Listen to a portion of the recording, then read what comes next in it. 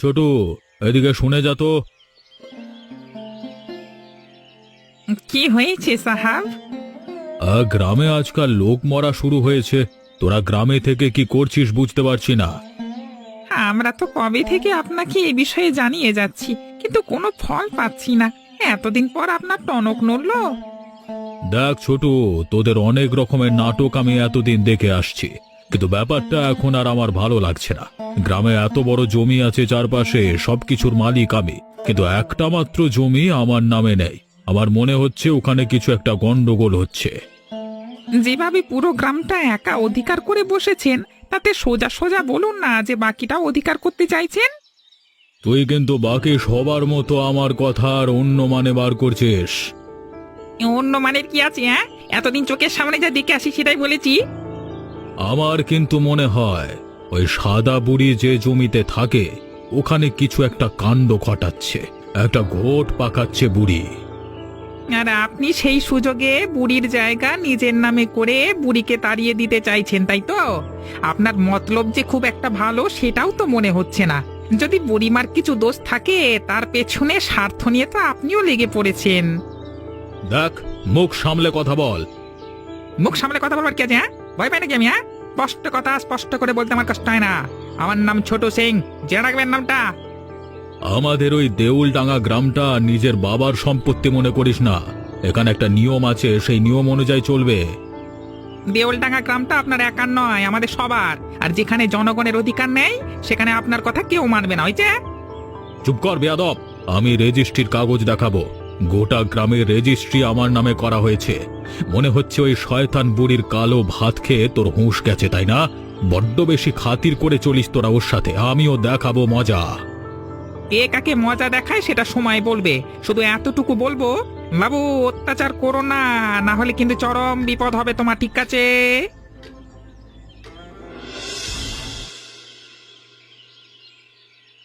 দেখছিস ভাই, সাদা বুড়িটা কিরকম একা একা কালো ভাত রান্না করছে। তা তো করেছে। সেই জন্যই তো বলছিল লক্ষণ একদম ভালো নয়। পরশু রাতে লালু মিস্ত্রির গরু মরে গেছে। ভাই বলছে সেই রাতে ওই বুড়ির হাঁড়ি থেকে ধোঁয়া উঠেছিল। ওর চোখের চাউনি দেখেছিস? একবার তাকালেই যেন বুকটা ঠান্ডা হয়ে যায়।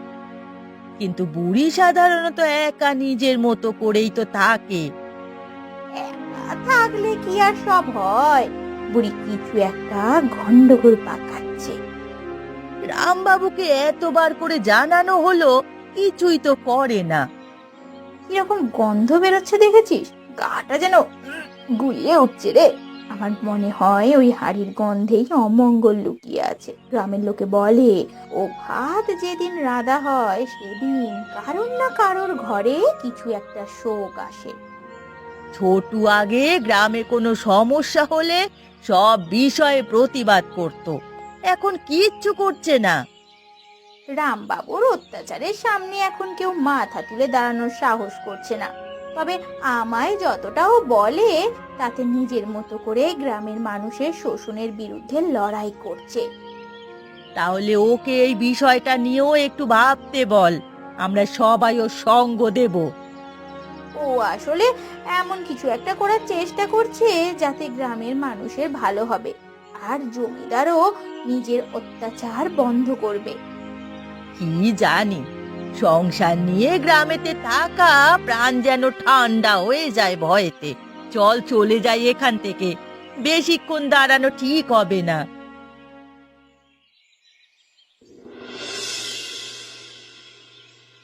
দেখো, তোমরা সবাই মিলে বুড়িমাকে বৃথা দোষ দিচ্ছ। তোমাদের মনে কুসংস্কার ভর করেছে। সত্যি যদি বুড়িমার দোষ থাকে, তাহলে সেটা প্রমাণ করা উচিত। গরিবের ঘরে কালো ভাত হওয়া স্বাভাবিক, কিন্তু তাই বলে একজনকে এমন ভাবে দোষী করা তো ঠিক নয়, তাই না? তোমরা সবাই শুনতে থাকো এই পাগলের কথা। ওই সাদা বুড়ি কালো ভাত না দেয়, তোমরা জানো না ওসবের মানে? ওসব হচ্ছে জাদুবিদ্যা। অদ্ভুত মায়াবী রহস্যজনক শক্তি আছে ওর মধ্যে। ওর হাঁড়ির ধোঁয়াতেই ক্ষেতের ধান শুকিয়ে যাচ্ছে। গত বছরও তো এমন হয়েছিল রামবাবুজি, ওর ভাতের গন্ধে আমার মেয়ের জ্বর উঠেছিল। এতদিন তোমরা আছো, জানো না যে ওর মতো না খেতে পাওয়ার অবস্থা থাকলে সব গরিবের ঘরে কালো ভাতি হয়?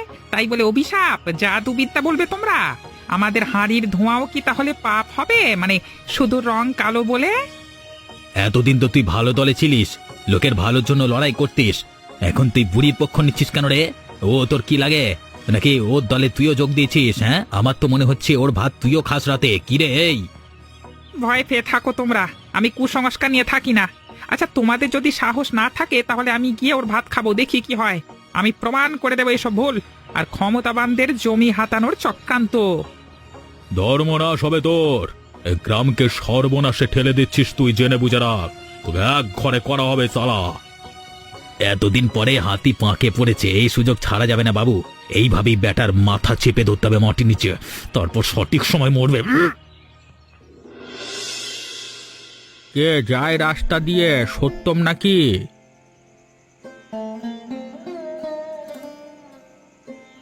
ঠাকুরজি, পুরোহিত ঠাকুর, আমি আর কি করবো বলুন? হ্যাঁ, আপনারা যাতে শান্তিতে ঘুমাতে পারেন তার জন্য আমাকে রাত জেগে পাহাড়ে দিতে হয়। কিন্তু তুমি কি পাহারা দিচ্ছ সেটাই তো বুঝতে পারছি না। তুমি একজন গ্রামের এত পুরনো চৌকিদার হয়ে গন্ডগোল ধরতে পারছো না? কি গন্ডগোল? বুঝতে পারছো না? গ্রামের একটা লোক ঘুমাতে পারেনি, এত রাত হয়ে গেল। আমি নিজেও ঘরের ভেতরে ঘুমাতে না পেরে রাস্তায় বের হয়ে এসেছি। চারিদিকে এত ভাত পোড়া গন্ধ, নাক বন্ধ হয়ে যাচ্ছে। কেন তুই এই গন্ধটা টের পাচ্ছিস না? হ্যাঁ কাকা, তবে এত বছর রাত জেগে গ্রামে ঘুরতে ঘুরতে আর কোনো কিছুতে অবাক হই না আমি। তবে যেন মনে হয় এত রাতে কেউ হাঁড়িতে রাতভর ভাত জ্বালাচ্ছে। ওই যে দূরে দেখবি, সাদা বুড়ির দাওয়ার উপর আলো দপদপ করছে। গ্রামের সবাই জানে যত গন্ডগোল ওখানে। তুই সারা রাত রাস্তায় রাস্তায় ঘুরে বেড়া, সাবধানে থাকবি বাবা। আজকে সকালে গ্রামে আলোচনা হচ্ছিল কি সব মায়ার ব্যাপারে। এইসব কি জিনিস তুমি কিছু জানো ঠাকুর? 10 বছর আগে ঠিক এমন রাতেই আমার গরু মারা গিয়েছিল। সেদিন আমি আজও ভুলিনি। সেই রহস্য আজও আমার মনে রয়ে গেছে। সকালে বলবো সবাইকে, তারপর কিছু একটা বিচার করা যাবে। গ্রামের মাতব্বররা যা ভাববে সেই অনুযায়ী। কি ভাববে সেটাই তো বুঝতে পারছি না। সমস্যা যদি না বোঝা যায় তাহলে তার সমাধান কি করে করবি বলতো? না, আজকে রাতে সত্যটা দেখতে হবে। চল তো একটু এগিয়ে গিয়ে দেখে আসে ওদিকে। আর ভয় পাস নে, আমি তো সাথে আছি নাকি। শোনো সবাই, গত রাতে আমি আর সত্যম নিজের চোখে দেখেছি। কিরে তুই বল না, সাদা বুড়ি তার হাঁড়ির মধ্যে শুধু ভাত নয়, এমন কিছু একটা জিনিস রাঁধছিল যেটা থেকে কালো ধোঁয়ার সাথে ছায়া উঠছিল। আমি বলেছিলাম না, ওর ভাতের গন্ধে বাচ্চারা অসুস্থ হয়ে যায়, মরক লেগে যায় গ্রামে। এইভাবে সব শ্মশান হয়ে যাবে যদি আমরা কিছু করতে না পারি। এবার দেখো, আমাদের পুরোহিত ঠাকুরও দেখেছে। এখন তোমাদের কাছে অবিশ্বাস করার কিছু আছে? আমি প্রথমে মঞ্জুর কথা বিশ্বাস করিনি, কিন্তু এখন আমি স্পষ্ট বুঝতে পারছি সবকিছু। আজকে এখানেই গ্রামের বিচার হবে। ওই বুড়িকে এখান থেকে তাড়িয়ে ওই জমি আমি নিজের নামে করব, তবে গ্রামকে আমি সঠিক পথে চালাতে পারবো। সব মিথ্যে, তোমরা ভয় ছড়াচ্ছ সবকিছু জেনে বুঝে। কারণ ওই বুড়ি একলা থাকে, তার পাশে কেউ নেই। একটা কথা জেনে রাখো, আমি এসব কিছুতেই হতে দেব না। কিন্তু আলোর গন্ধ, এসব ব্যাপারগুলোকে তো অগ্রাহ্য করতে পারবি না ছোটু। তুই ছোটুর ছিনালিকে পাত্তা দিস নে। আমার অনেক অভিজ্ঞতা আছে, আমি সব জানি। তুই কি তবে বুড়ির জামাই হবি নাকি রে বাপ? হ্যাঁ, মুখ সামলে কথা বলবে। মাতব্বরের পেছনে তেল লাগাচ্ছে বলে মাথা কিনে নাও নিয়া। ভুলে যেও না যে আমি কোনো ভুলভাল মিথ্যে জিনিসের পক্ষে থাকি না। ও উল্টো পাল্টা কথা বলে কিন্তু আমি তোমার মুখ ভেঙে দেবো বলে দিলাম। চুপ কর। আজকে থেকে তুই এ গ্রামের বিচার সবাই কথা বলবি না। এখন পর্যন্ত যে তোকে সমাজে রেখেছি সেটা তোর ভাগ্য ভালো। এসব ছোট জাতের লোকেদের কথা শুনে লাভ নেই। আপনি আপনার বিচার শোনান। আমার বিচার খুব স্পষ্ট। ওই বুড়িকে আজকে গ্রাম থেকে তাড়িয়ে দেওয়া হবে। দরকার হলে মারতে মারতে তাড়ানো হবে, তারপর বুঝবে কত ধানে কত চাল। আর আমাদের পথে যে আসবে তার অবস্থা ওই বুড়ির মতো হবে। তোমরা জেনে রাখো, কান খুলে শুনে রাখিস তোরা সব কথাগুলো। আমি বাবুর সাথে আছি এবং বাবুর সাথে থাকবো।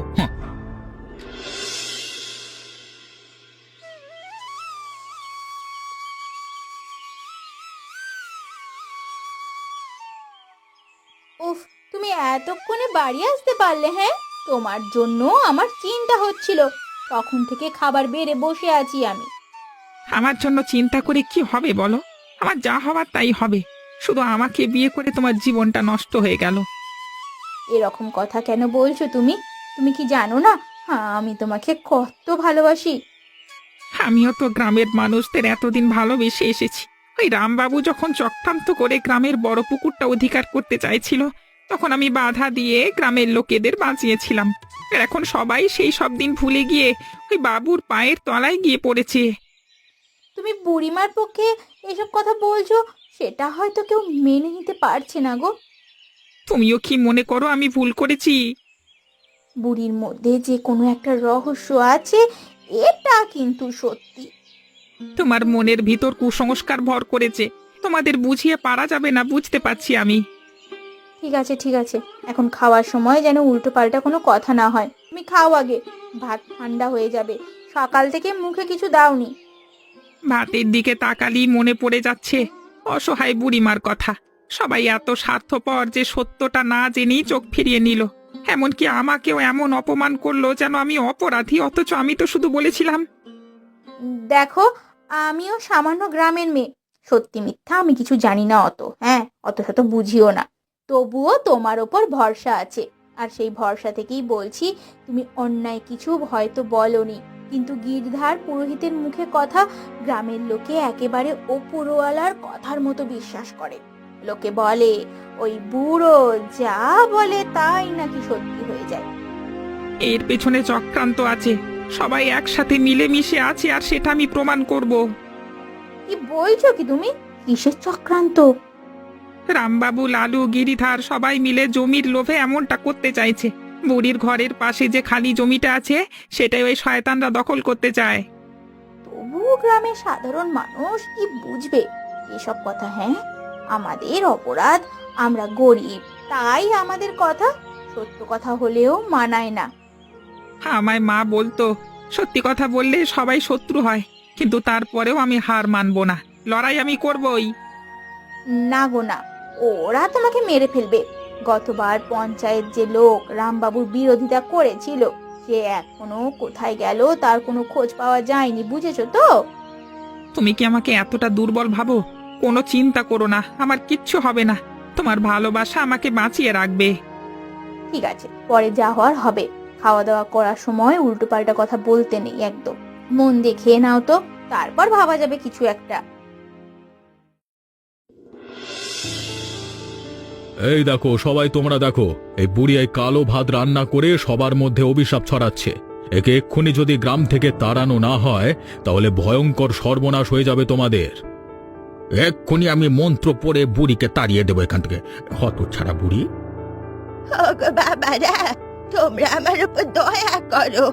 আমাকে কেউ খেতে দেয় না, তাই আমি লোকের ফেলে দেওয়া পচা খাবার তুলে এনে রান্না করে খাই।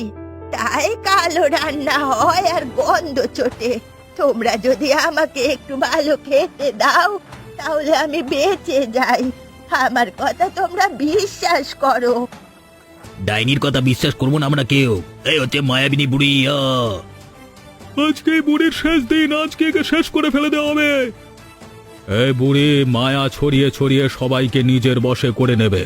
যদি বাঁচতে চাও এক্ষুনি তাড়িয়ে দাও। ছোট ভাই, একটা খবর শুনবি? যা করবার আছে তোমরা তো তাই করে ফেললে, আমাকে আর কি খবর শোনাবে?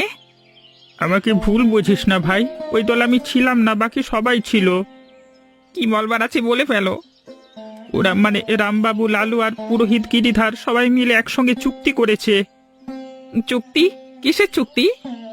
ওই বুড়ির পাশের জমিটা লোভী শয়তানের দল নিজেদের নামে নিতে চায়।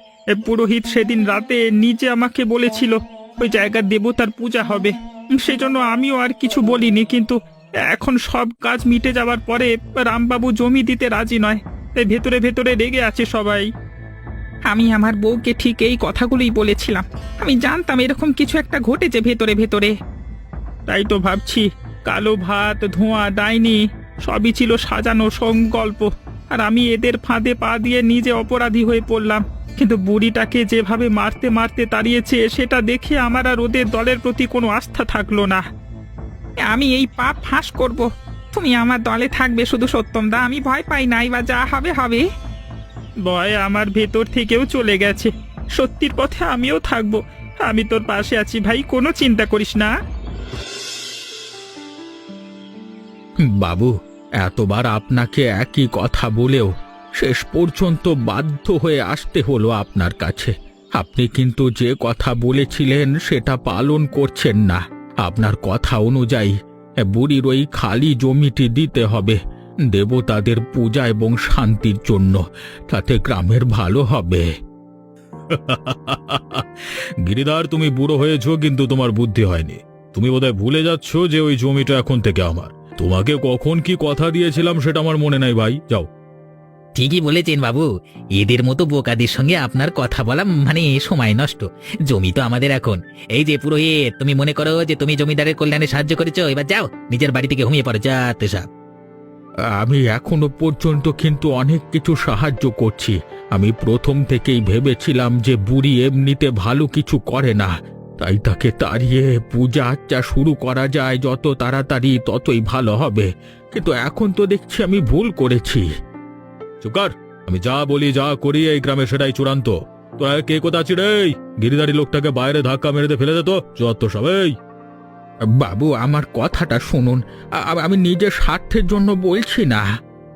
কিন্তু আমি তো নিজের স্বার্থের জন্য বলছি। তোর কথা কেউ এখন বিশ্বাস করবে না। এ গ্রামের লোকেরা হচ্ছে কুসংস্কারে অন্ধ, মূর্খ লোকেদের গ্রাম এটা। তুই একটা কাজ কর, নিজের বাড়িতে গিয়ে শান্তিতে ঘুমিয়ে পড় বুড়ো, তাতেই তোর লাভ হবে। না হলে কিন্তু বিপদ আছে তোর কপালে।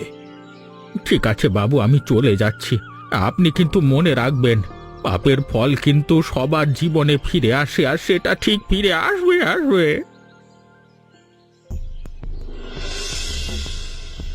সবাই শোনো, তোমরা সবাই শান্তিতে ঘরের ভেতর ঘুমাচ্ছ কি করে? দেখো চারিদিকে পোড়া ভাতের গন্ধ ছড়িয়ে পড়েছে। কি কি অমঙ্গল! কিন্তু এমন তো হওয়ার কথা নয়, আমরা তো তাড়িয়ে দিয়েছিলাম বুড়িকে। আর সেই জন্যই অভিশাপ নেমে এসেছে, সেটা কেন বুঝতে পারছো না তোমরা?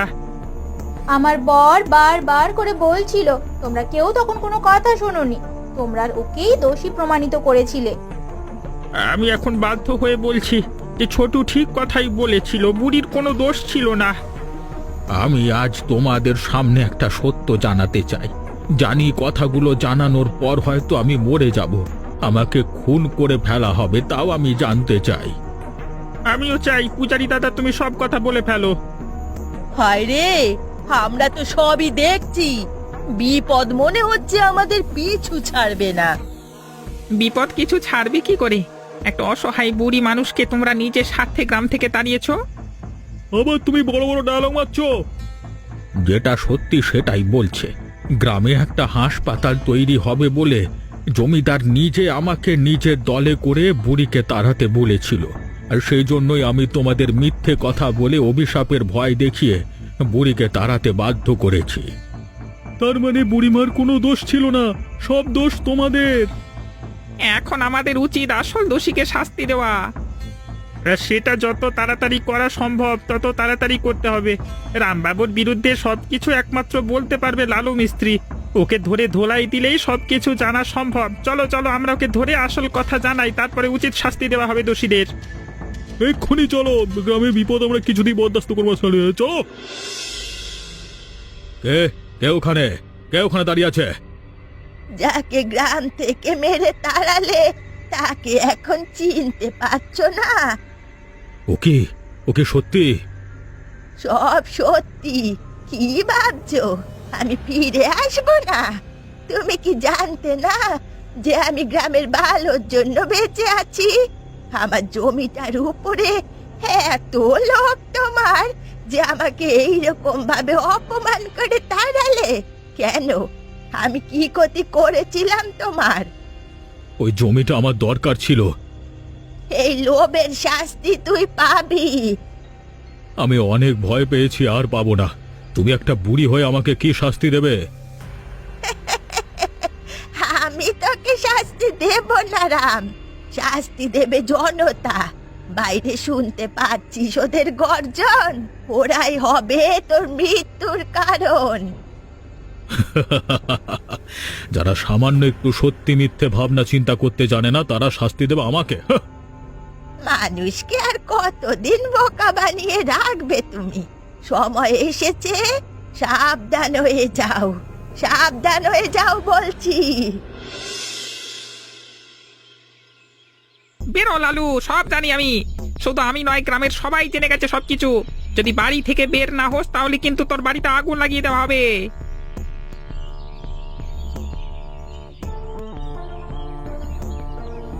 বলে দে আজ, যদি বাঁচতে চাস সব সত্যি স্বীকার কর। বল, আসলে বুড়ির দোষটা কি ছিল? শালা ভাতের গন্ধে কে মরেছিল? তুই না তো জমিদার? বল। তোমরা কি মনে করছো সব দোষ আমার? আমার দোষ নেই রে ভাইয়া। আমি শুধু রামবাবু যা বলেছে তাই করেছি। সেই সব সাজিয়েছে। আমি তোমাদের কাছে ক্ষমা চাইছি, ক্ষমা চেয়ে নিয়েছি। আমি কসম দিয়ে বলছি বুড়ি আসলে খারাপ ছিল না। কি বললি তুই? তারপরেও তুই সবাইকে ভুল পথে চালনা করছিস? হ্যাঁ, আরে আমাদের দিয়ে এত বড় কাণ্ডটা ঘটিয়েছিস। সারা জীবন যে ছোট আমাদের ভালো করে এসেছে তাকে আমাদের সামনে খারাপ করে দিয়েছিস। বুড়ি কালো জাদু এনে সব কথা ছড়াতে বলেছিল রামবাবু। আসলে সে চেয়েছিল বুড়িকে যেন সবাই ভয় পায়, কিন্তু সত্যটা। বল, সত্যটা তাড়াতাড়ি বল, আরে জুতিয়ে মুখ লম্বা করে দেবো। বল। কাজটা কিন্তু খুব খারাপ হচ্ছে। আমরা কিন্তু ভয়ানক রেগে আছি, বলে দিচ্ছি। যেটা হয়েছে সেটা ভালো হয়নি। সত্যটা হলো বুড়ি গ্রামের সবার ভালো চেয়েছিল, রামবাবু সেটা কোনোদিন চায়নি। আর সেই জন্য বুড়িমাকে রামবাবু সরিয়ে গ্রামবাসীদের ভালো করতে চেয়েছিল। সেই জন্য এত বড় কাণ্ডটা ঘটিয়েছে শয়তান। শুধু তাই নয়, গ্রামে যারা মারা গেছে তাদের সবার মৃত্যুর পেছনে রামবাবু দায়ী। গোপনে সবাইকে বিষ